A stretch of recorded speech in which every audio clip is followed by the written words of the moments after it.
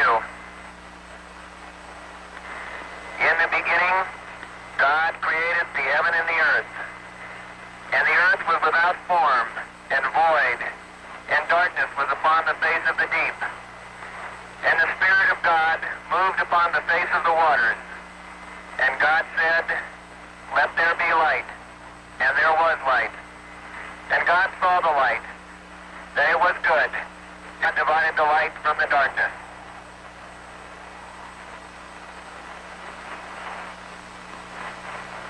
And God called the light day, and the darkness he called night, and the evening and the morning were the first day. And God said, "Let there be a firmament in the midst of the waters, and let it divide the waters from the waters." And God made the firmament, and divided the waters which were under the firmament from the waters which were above the firmament. And it was so. And God called the firmament heaven, and the evening and the morning were the second day.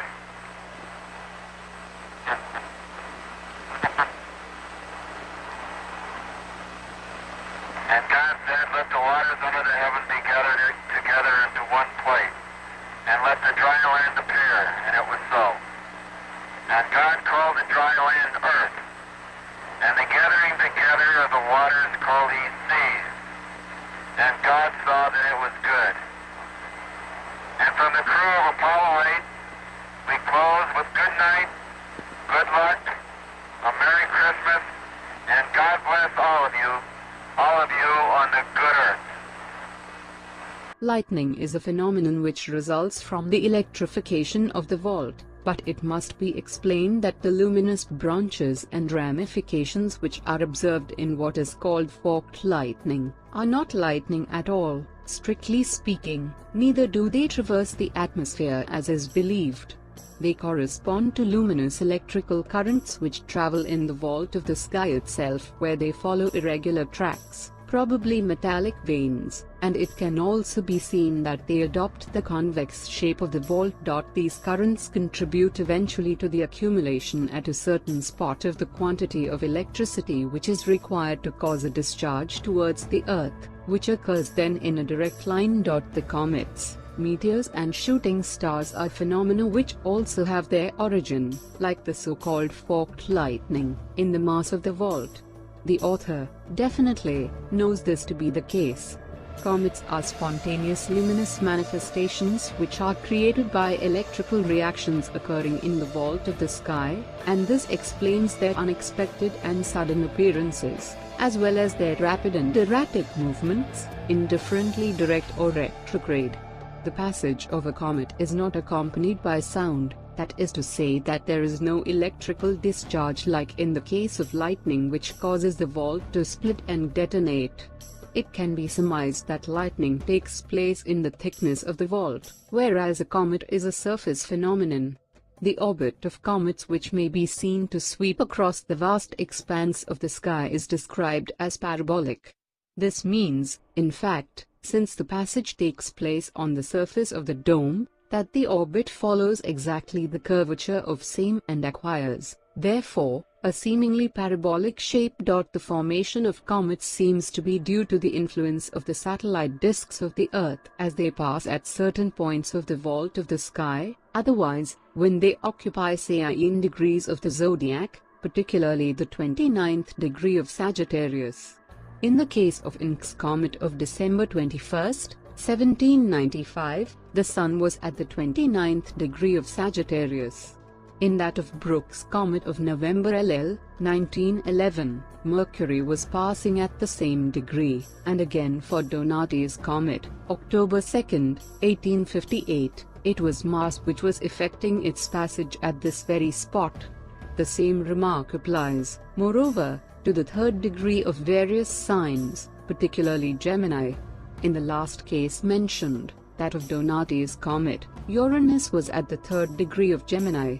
For Halley's comet, which returned on March 4, 1910, Mercury was at the same degree, Venus at the 2nd degree of Libra, Mars at the 2nd degree of Cancer, while simultaneously Saturn passed at the 29th degree of Aries, etc. All these circumstances, which cannot be coincidences, point evidently to the existence of a mathematical law governing the formation of comets, through the combined agencies of the satellites when they pass simultaneously at various degrees of the zodiac, and since the satellites have a regular motion, it follows that the periodicity of comets, if it does exist, may be due to this fact. Shooting stars are not to be confused with the stars in the ordinary sense, which form the constellations and move at a very slow pace. They are luminous manifestations which glide rapidly on the surface of the vault of heaven, without any electrical discharge towards the earth. They are, thus, related to vault lightning, especially as they sometimes can be heard to emit crackling sounds like sparks. Meteors are also luminous phenomena resulting from electrical reactions which occur in the vault of the sky. It has been observed that they are frequently accompanied by detonations and by a sound similar to that of thunder, which is, therefore, caused by the splitting of the dome, so that there can be no doubt as to their real origin.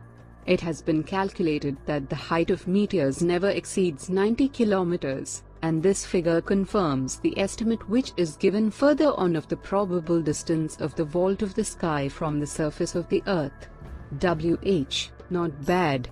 From the ancients we know that the heavens at the beginning of time were adjacent to the earth, which is consistent with the primeval dislocation from the surrounding mass, and that they were progressively lifted in the course of ages. This rising of the vault could not have been very great. The mere fact that the latter can be seen through a telescope under the satellite disks of the Earth, as well as with the unaided eye, as stated previously, indicates that it cannot be very far away.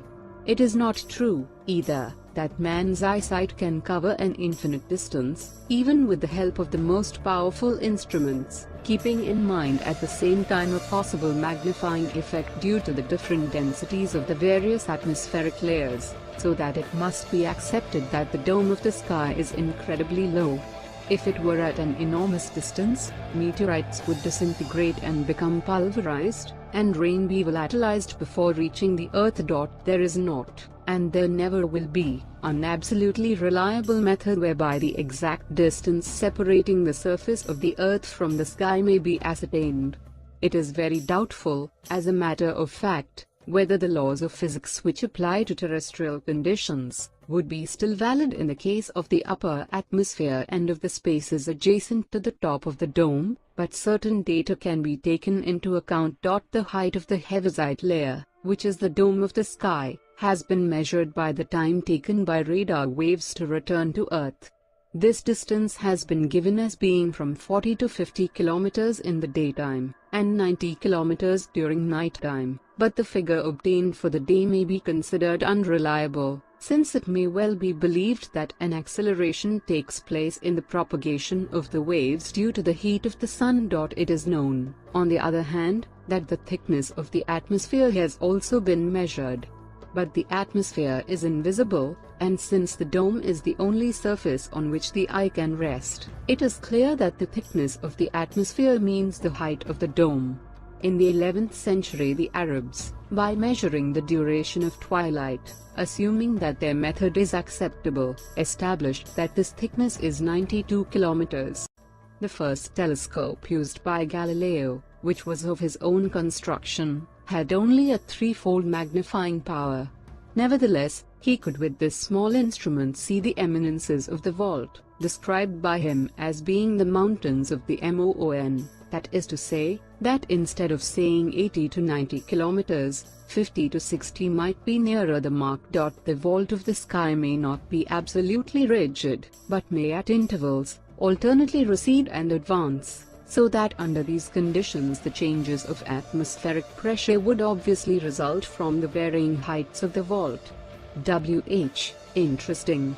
The azure color of the atmosphere may be due to the presence in the surface of the sky of certain metals or of their alloys, which provide a blue coloring matter, such as copperoxide or cobalt.